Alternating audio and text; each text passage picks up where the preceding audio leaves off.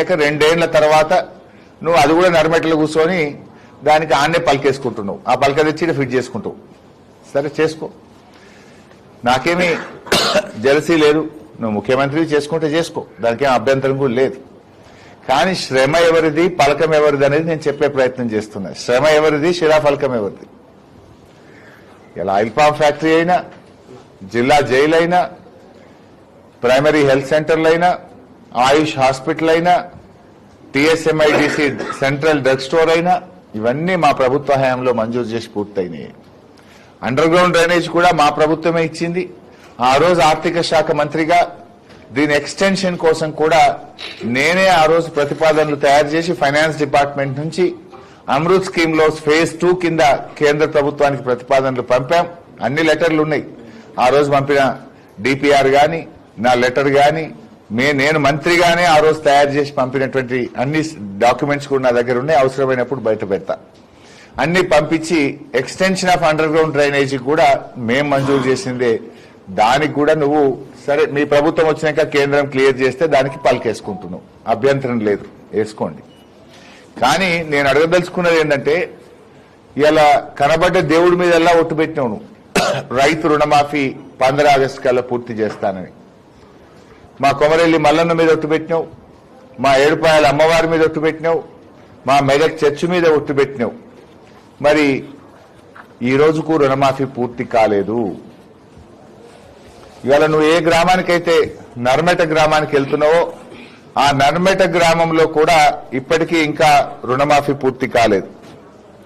ఇవాళ మా నర్మెట గ్రామంలో గాని సిద్దిపేట నియోజకవర్గంలో చూసినట్టయితే ఇప్పటికీ 22,819 మంది రైతులకు 300 కోట్ల రూపాయల రుణమాఫీ బకాయి పడ్డవు. దేవుని మీద ఒట్టుబెట్టి రుణమాఫీ చేయకుండా రైతుల్ని మోసం చేసినటువంటి మోసగాడు రేవంత్ రెడ్డి. నువ్వు ఇవాళ సిద్దిపేట నియోజకవర్గంలో 300 కోట్ల రూపాయల రుణమాఫీ పెండింగ్ లో ఉంది. దేవుళ్ల మీద ఒట్టుబెట్టి చెప్పినావు. సిద్దిపేట పాత బస్టాండ్ కాడ మీటింగ్ పెట్టినప్పుడు కూడా రుణమాఫీ పూర్తి చేసుకునే వస్తా సిద్దిపేటకు అన్నావు. మరి ఏ మొహం పెట్టుకొని వస్తున్నావు? అయిందా రుణమాఫీ? ఒక నర్మెట గ్రామంలోనే ఎంతమంది ఉన్నారు శ్రీకాంత్? ఎంతమందికి కావాలి అని ఒక క్వశ్చన్ అడిగినా. 350 మందికి ఒక నర్మెట గ్రామంలో ఎక్కడైతే ఆయిల్ పామ్ ఫ్యాక్టరీ ఉందో ఆ గ్రామంలోనే ఇంకా 350 మందికి రుణమాఫీ కాలేదు. సిద్దిపేట నియోజకవర్గంలో 22,819 మందికి కాలేదు. మా నియోజకవర్గంలో రుణమాఫీ అయింది 48%, కానటువంటి రైతులు 52%. దేవుడి మీద ఒట్టుబెట్టి రుణమాఫీ చేయని రేవంత్ రెడ్డిని ఏమనాలో నాకైతే అర్థం కావట్లేదు. సో చెయ్యి, రుణమాఫీ చేయమని నేను కోరుతా ఉన్నా.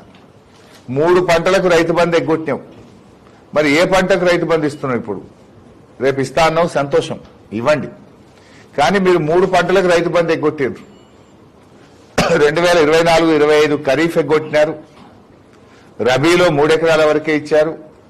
ఇప్పుడు ఈ పంట రబీకి కూడా ఇంతవరకు రైతు బంధు రాలేదు. మరి 3 పంటలకు మీరు రైతు బంధు ఎగ్గొట్టారు. ఏ పంటకు రైతు బంధు ఇస్తున్నారు? దయచేసి 3 పంటలకు కూడా ఇచ్చిన మాట ప్రకారంగా, జీవో ప్రకారంగా బకాయి పడ్డ 3 పంటల రైతు బంధు నిధులు విడుదల చేయాలని చెప్పి రైతుల పక్షాన, రాష్ట్రంలోని అందరూ రైతుల పక్షాన, మా సిద్దిపేట రైతుల పక్షాన డిమాండ్ చేస్తా ఉన్నా. మూడోది, కాంగ్రెస్ మేనిఫెస్టోలో, బడ్జెట్ ప్రసంగంలో పంటల బీమా చేస్తామని ఊదరగొట్టారు. 2.5 ఏళ్లైంది, పంటల బీమా అయిందా? పంటల బీమా చేయకపోతేవి వడగళ్ల వాన వల్ల, తుఫాను వల్ల నష్టపోయిన రైతులకు ₹1 ఆర్థిక సాయం చేయలేదు. మా దగ్గర 3 సీజన్లలో వడగళ్ల వాన వల్ల పంటలు దెబ్బతిన్నాయి. 2024 ఏప్రిల్, 2025 ఏప్రిల్, మధ్యలో వర్షాకాలంలో కూడా తుఫాను వల్ల, అధిక వర్షాల వల్ల పంటలు దెబ్బతిన్నాయి. ఎన్యూమరైజేషన్ చేసి ప్రభుత్వానికి పంపించాం. ఈ వడగళ్ల వానతో నష్టపోయిన సిద్దిపేట రైతులకు, రాష్ట్ర రైతులకు కూడా తక్షణమే నిధులు విడుదల చేయాలని రైతుల పక్షాన నేను డిమాండ్ చేస్తా ఉన్నా. దేవుడి మీద ఒట్టుబెట్టి రుణమాఫీ మాట తప్పినావు.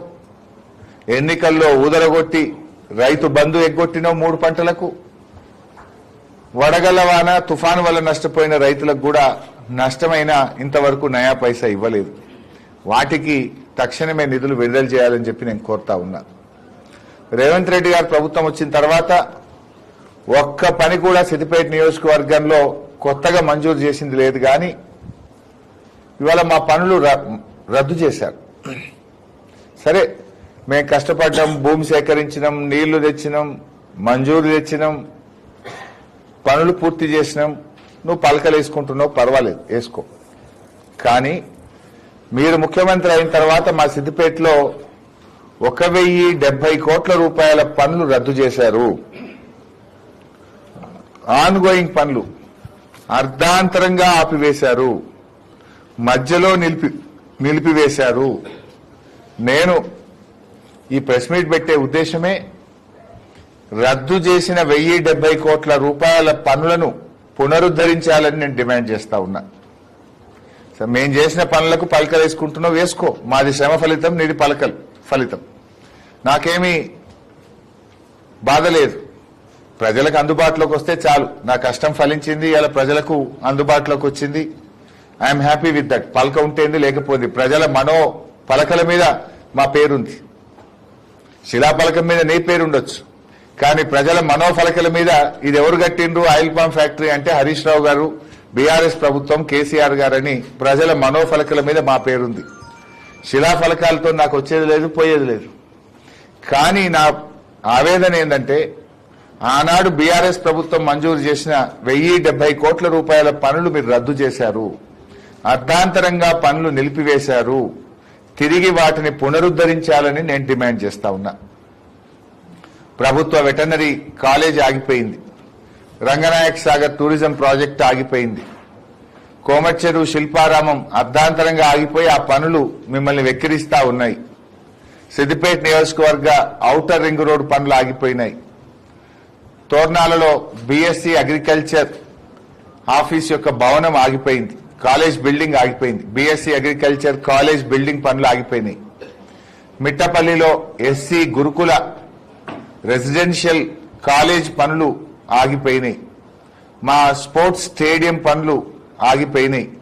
2 టౌన్ పోలీస్ స్టేషన్ భవనం, 3 టౌన్ పోలీస్ స్టేషన్ భవనం, సిద్దిపేట ఇల్లంతకుంట 4 లైన్ రోడ్, సిద్దిపేట కిష్టాపూర్ రహదారి, అదేవిధంగా మల్టీపర్పస్ ఆడిటోరియం, ఇక్కడే బ్లాక్ ఆఫీస్ చౌరస్తాలో integrated veg non veg market. ఈ పనులన్నీ మీరు రద్దు చేసినారు. ఈ పనులలో కొన్నిటిని మీరు కొడంగల్కి ఎత్తుకపోయినారు. సిద్దిపేట వెటర్నరీ కాలేజీ కలెక్టరేట్ పక్కనే హెలికాప్టర్లకు వెళ్ళి చూడు, పిల్లర్లు నిన్ను ఎక్కిరిస్తాయి. అర్ధాంతరంగా ఆగిపోయిన పనులు నిన్ను ఎక్కిరిస్తాయి. అది సగం పనులు అయినాక ఆ కాలేజీని నువ్వు కొడంగల్కి ఎత్తుకపోయినావు. ఇది ఒక ముఖ్యమంత్రికి చేసే పనే? ఏ మొహం పెట్టుకుని సిద్దిపేట వస్తున్నావు? నేను మీ వెటర్నరీ కాలేజీ సిద్దిపేటలో రద్దు చేసి కొడంగల్కి ఎత్తుకపోయినా చాలా గొప్ప పని చేసినా అని చెప్పడానికి వస్తున్నావా?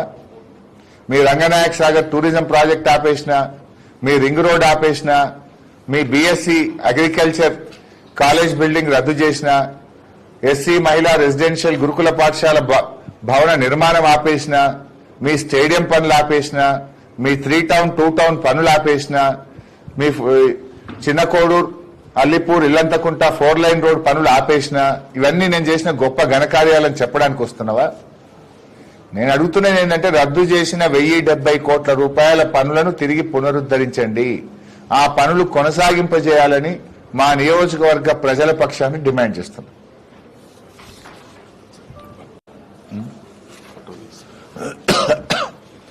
తర్వాత